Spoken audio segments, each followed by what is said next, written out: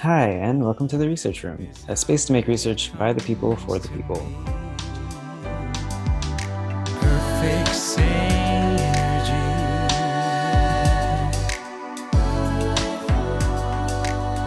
And I am Alex. I'm here today to talk about expressive writing. And for the last time for this month, I have gone through a lot of different articles for this month, just kind of to explain what is expressive writing, also how it relates to depression, and also how it relates to outcomes that are important for children and adolescents. So I want to end here by not only just like focusing on the negatives, right? Like I think up until this point, there's been a lot of stuff on the like negatives of life and what we can do to help with that. But there's more to life, right? There's also the positive aspects. And so this study, I hope will show that expressive writing doesn't only decrease the negatives, but it can also potentially increase the positives. And so the article I'm going to talk about today, it's by Betchard and colleagues. This was just done this year. And the title of it is called Feasibility, Acceptability, and Potential Effectiveness of an Online Expressive Writing Intervention for COVID-19 Resilience. And so, as the title said, it is for COVID. Which makes a lot of sense. That is what we're going through right now. We've been going through this. I think maybe we should have been a bit more prepared for this, but like that is not any individual's fault. Just as society as a whole, like we weren't prepared for the initial effects of COVID, but also all these like long-term consequences of it as well, right? Like I mean, we're still going through this, and it's been about 2 years. So hopefully, if you hear this and in, like you're motivated, feel free to try some of the stuff out that I'll be talking about here. I'm going to be talking about expressive writing in the context of COVID, but I also want to bring in a special character again. And this character is probably what I will call among the worst musical artists of our time, and that is Drake. So, and I think it'll make a lot of sense for why I'm picking Drake here. But let me just talk about the study for a little bit first, explain what happened here, and then I'll start applying principles from the study to Drake. So the study itself, it was a very small study. So I will say off the bat that like these findings might not be generalizable. Like we don't know for a fact yet that like this is going to work for COVID-19. All we can say is that it's promising that in the study, a lot of things worked out. And I think I'll also say that like I am confident in some of these findings because yes, this is a small study and it's on a new topic of COVID, but this also follows in line from so many other studies, like literally hundreds of other studies that have looked at expressive writing and that have also found the effectiveness of it. So I'm confident in that kind of sense that like, yes, there's more work to be done, but I do think that there is hope here for what's happening. So um, I guess what happened here was the study looked at 46 participants. And so with these 46 participants, they ended up going through a 6-week intervention. And in that 6 weeks, they completed quite a few different prompts for expressive writing. And these different prompts, they looked at things like emotional expression. They looked at the lessons that they have learned through COVID, any silver linings that they might have gotten, being grateful and showing gratitude, making poems. There's quite a bit that happened in this. There's about almost 20 different prompts that people had to complete throughout the 6 weeks. All of them were fairly short writing tests, though, maybe about 15 to 20 minutes for most of these. And yeah, they did that throughout the 6 weeks. And I mean, yeah, for the most part, it worked, right? I mean, I guess in every degree, it worked in this case. So there were 4 main outcomes, and I'm going to go through all the 4 in more detail when I'm talking about Drake. But here, the outcomes were stress, depressive symptoms, also looking at resilience and post-traumatic growth. So the first 2 are the like more negative side of things and decreasing the negative, which happened in the study. And the other 2 are more positive, being able to increase resilience and to have a sense of post-traumatic growth. Like I said, I'm gonna go through all of these, but why Drake, right? So, I guess there's like the initial like on the surface. Last year, Drake also had COVID. He went through that whole process.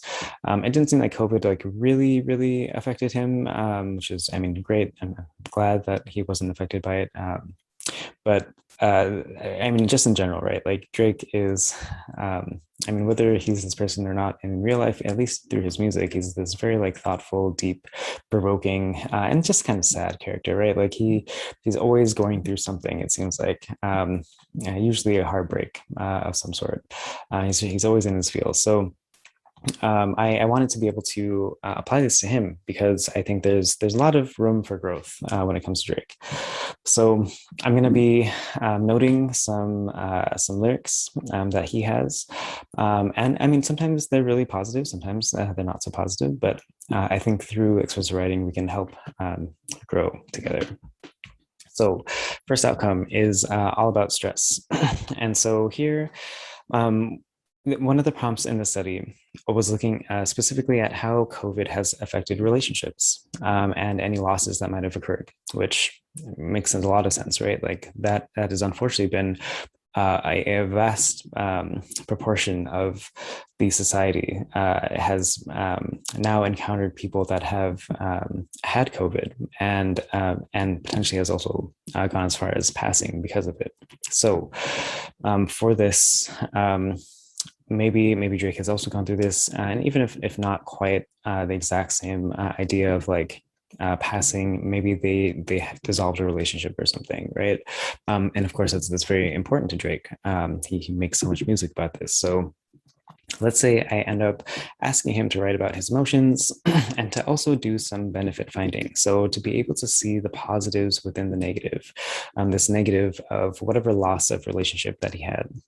And so he comes back, he did the writing, and he has this one quote in particular that I end up seeing, which is, tables burn, bridges burn, you live and learn. This is from a song called Pound Cake. And so, of course, I mean, that is super stressful, right? Like the idea that these paths to socializing with people, they have burned. The tables literally have burned. It's not even just like that they are turning, right? And these bridges to people, right? So he's stressed out about it. That's fine. That's very normal. Most anyone would also be, at least to some degree, even if there is positives, right? Which it seems like, I mean, he's kind of onto something that like you live and learn, that there are these benefits that come to this, right? So hopefully in this writing, he not only talks about some of these negatives, that yes, I am at a loss for these connections, but also that you learn either from like the actual experiences that you had with them, or you learn that like you learn something about yourself and like how do you deal with these losses. How can you still keep some of that positivity, that like maybe the positive qualities of those people, the positive lessons that you have learned, how can you take that forward, right? So I think he did a good job there, right? And if he actually did end up writing this in his expressive writing, great, right? I think that'd be a good sign that he's actually like learning here. I would maybe also want to like on top of this, maybe I would ask him to write for a second day. And in that second day, he would end up writing hopefully just like a whole new narrative for himself of like what his values are now that he doesn't have these other people. And just like maybe a more mindful appreciation of like what is going right and not to dwell on the past. So I think all those things are the potential reasons for why this expressive writing might also decrease stress. Then we have the idea of depression and depressive symptoms more accurately. And so I asked Drake, let's focus on your emotions and just talk about some things that you're going through with COVID and how it's making you feel. And I would also add on to that, maybe by the end of it, also think about like, how would you react if your friend was saying these things to you? Whatever you're going through, let's pretend that a friend is going through it and they come to you for advice. So what advice would you give them? And so I think some things he might end up saying from some of his music lyrics. So there's three in particular that came out. Um, One is I need someone that'll help me think of someone besides myself. This is from a song called Girls Love Beyonce. He might also say something like, just like you, I get lonely, which is from a song called I Get Lonely. And then another one, I just hate sleeping alone, which is from a song called Hate Sleeping Alone. Very original stuff. So but I mean, whatever, that's fine. Because it's a very common experience, right? People don't like to be alone. People don't want to be lonely. Um, and he's making that relatable, right? So through these three things, like that picture is starting to come together, like, oh, okay, maybe he is like actually going through some sort of like depressive symptoms here. Maybe it's not full-blown depression, but these things are very related to the idea of depression. And so hopefully we can work on that. Hopefully he doesn't get stuck in these thought patterns, right? So what would happen here is that, of course, through expressive writing, I think that potentially we'd be able to do something about these depressive symptoms that have come up. Maybe he's really hurt about whatever relationship that has gone away, right, from that previous prompt. And so he's thinking about like, oh, I hate all these feelings about being alone, and like, what do I do about this? So one huge thing is to remember, like, you do have others in your life. Like, yes, you might have lost a relationship, but there are others. Um, and just to remind yourself that like you aren't completely alone. There are probably, I mean, at least one other person that maybe you can turn to. Um, and if that's not the case, like, I mean, just turn to me. Like, that's also fine. Like, if you're listening to this and you feel like, no, there's literally nobody else, like, I don't know, like, take a chance, like, reach out to me. Like, I hope that I'll be able to talk to you. But I mean, except in the case of Drake, don't reach out to me. But if this is what's happening, right? Um, if you can remember that there are others, that will help you not only just like buffer some of the negativity that comes up, right? If you think about these things in the future again, if you can remember that, like, okay, I do have other people, I do have other resources that will help here. That will absolutely help decrease some of the negative impact that you may be feeling. And then you also like start to feel like more positive in general, right? That like, oh, okay, like I can actually do this. I can like feel motivated. I can feel like passionate. I can feel like I'm actually a part of something, which is great.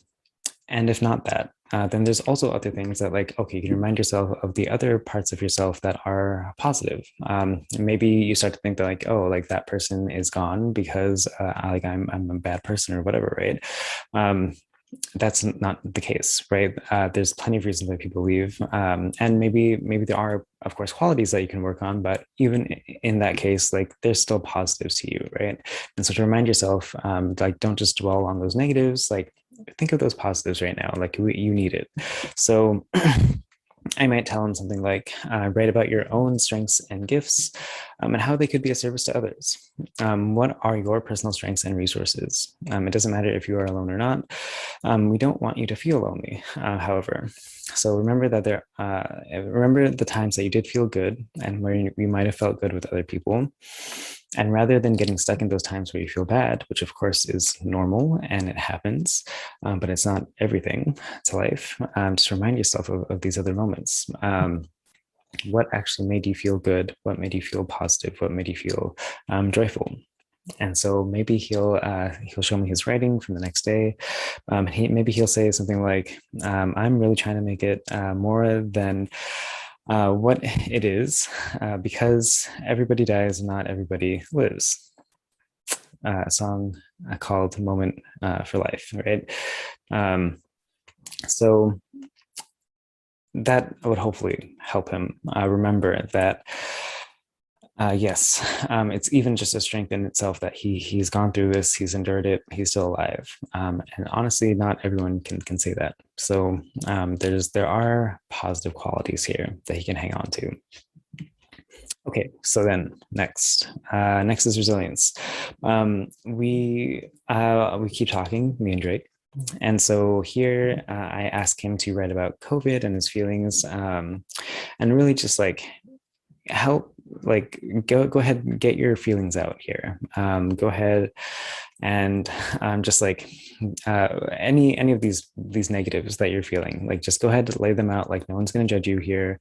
You don't even necessarily have to show me this, right? Like just go ahead, talk, and let it flow, right? So he does this, and he says something kind of interesting here, which is, how could something so familiar be so strange? Which is from a song called Say Something. And so this whole thing is this idea of just adapting to a novel situation. So something so familiar, which is this virus that can make you sick, right? I mean, it's flu-like in a lot of ways, of course, but of course, it's very strange. It's a little different. And so, how do we adapt to this new situation that's arisen?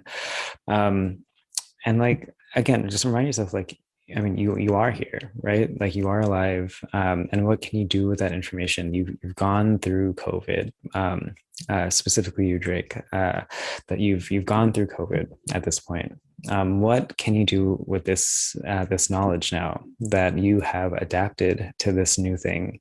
Um, And so, hopefully, here maybe something that he could write about now that he has gotten some of that negativity out, so that he's actually talked through some of his feelings. He's actually like labeled them to some degree. I might want to ask something like, write about what's ahead. What is your best possible future? What would be happening there? You can write about things that might only affect you, but you can also write about other things, such as how you might pass on lessons to others. And so here, what can future generations learn about the strife that you have gone through? So you have gone through this ordeal. You made it out. Yes, it was a very negative and stressful and trying time, but what do you do with that? And you can feel a lot better about it if somebody else can learn from whatever you went through, right? If you have gone through something that is turmoil, right? That like hopefully somebody else doesn't have to, at least not to this degree. So you can pass on these lessons to other people, and that will help future generations. Um, Maybe he says something like in his writing, I don't plan on stopping at all. I want this shit forever. And he may even go on to say, last name ever, first name greatest, which is from a song called Forever. And so in this case, he will be saying, like, yeah, like I did live, and I'm going to have a legacy here. Like, it's not just like that old stuff from before. Like, I'm on this new level. I'm not stopping. I'm going to be the greatest. And so this whole idea of legacy is, and the idea of legacy building, right? So this idea that like you can build a legacy by continually telling people like, hey, like these are the things I've been through. This is how you might work through it. This is at least how I work through it. Maybe that's going to be of use to you. That is also helpful within this idea of expressive writing. Again, it makes you feel like you're on this like solid base, that like you can be resilient, that you have something to offer. And that's a very like increasing the positive sort of thing. It's no longer just like trying to decrease the negatives, and that's going to help you in future situations, right? That you can feel positive and resourceful, and like you have utility and value and things like that. Okay, so then the last thing here is the idea of post-traumatic growth. So something that I mean, it really seems like he might be going through here is like, again, this whole idea of losing people. That is very traumatic, right? Especially if someone's super close to you. So maybe he, in his writing, he's also talked about, you're still the one that I adore, ain't much out there to have feelings for, which is from a song called Own It. And so this is very much akin to something like a post-traumatic stress symptom. And you might be very familiar with like this idea of post-traumatic stress disorder and the symptoms that are associated with it. But we can also have post-traumatic growth. And so because you have gone through some sort of trauma, that you are able to grow from that. And so what he's doing right now, he's remembering the past. He's not able to get out of that thought cycle. He's unable to live like a normal life as he might in other situations. He's becoming very fixated on this person. He literally cannot get pleasure from like other things because he's just so numb because, I mean, he lost somebody. And so, what we can do here is try to be and remain mindful, right? Like we want to get rid of this idea of ruminating on the past, and we want to be able to live in the present. So the more mindful that you can be, the better off it will be for you. That if you can be grateful for what might have happened, and like yes, there's a little bit of past going to the present here, but in this moment, if you can actually feel that gratitude, if you can feel that positivity, if you can remember those times and bring it into the present day, that's going to be very good, right? That it's also sort of like the benefit finding sort of thing again, right? It's the silver linings sort of approach.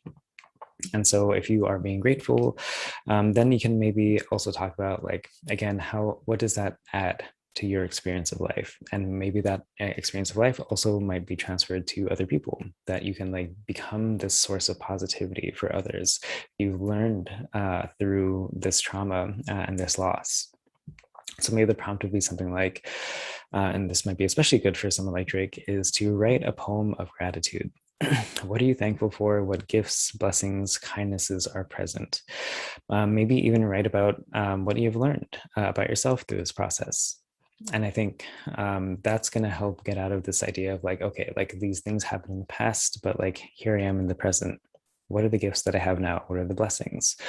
And what have I actually learned? Whether that's about others, whether that's about myself, whether that's about like how do I set boundaries, like how do I preserve my own energy, like how do I live a healthy life for myself? Like I don't need anyone else necessarily, even if they did teach me positive things. Like I can just take that, feel it, and move on.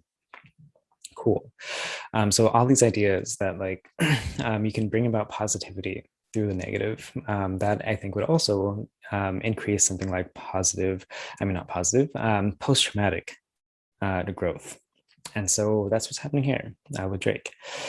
Cool. Okay, so that's the gist of things that I wanted to do here. Is just kind of walk through this example of expressive writing with some Drake lyrics, and hopefully that helped. Just like, I mean, Drake is a very relatable person, right? I mean, his music is loved by a lot of people for that reason. He is able to label these emotions in such a way that like makes it like this common experience that we've all had before.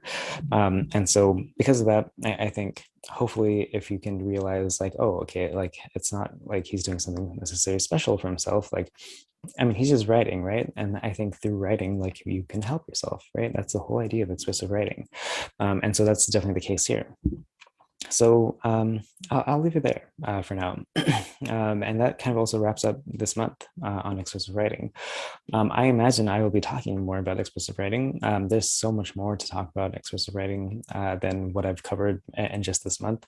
There's so many other situations in which it could be helpful. But check out more of my stuff as well. I mean, even just tomorrow in my blog, I'm going to be going into a lot of detail on all these different prompts that are out there and maybe you can like just use some of them, right? For different situations. So I'm going to apply them to a lot of different situations and see like, okay, you can use this prompt here. That's going to be super helpful for you if you can actually work through that process. And yeah, that's going to be it for today.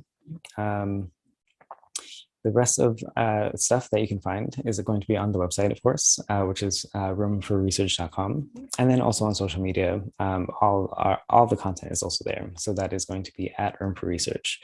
And next month, we're going to be covering something new. If you have any ideas on what you want to hear, please let us know. And I'm glad to take that into consideration and hopefully like make some good content for you. But until then, thank you for listening and goodbye for now. With the sun breeze.